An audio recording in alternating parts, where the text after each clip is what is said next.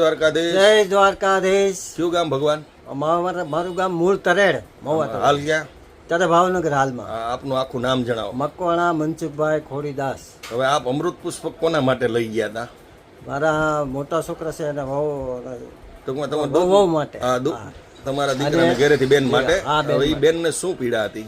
એને જો ઊભા ન થઈ એકતા, ગોઠણ તે પકડાઈ રહેતા, કડ પકડાઈ જતી, આવું બધું થતું. કેટલા વર્ષથી બીમાર હતા?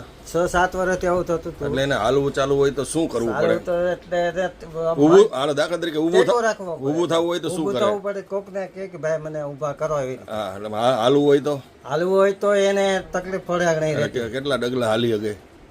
આટલામાં તો એ ઘરથી બહાર ને અંદર જઈ શકતા. એટલે ઊભા થવામાં તકલીફ. ઊભા થવામાં ટૂંકમાં કોઈ વસ્તુ ઘરના કામ કરી શકવાની કન્ડિશન નહોતી એની. કન્ડિશન. આ પીડા કેટલા વર્ષ ભોગવી? 2-3-4 વર્ષથી આવું હતું. એટલે 2 વર્ષ કે 4 વર્ષ એમ? હકીકતમાં 3-4 વર્ષ. હા, એટલે હેરાન થતા હતા. ત્યાર પછી એમને કેટલી અમૃત પુષ્પનો પ્રયોગ કર્યો બોટલનો? આ અમૃત પુષ્પની બાટલીના 2 વખત એનો ઉપયોગ બરોબર કર્યો.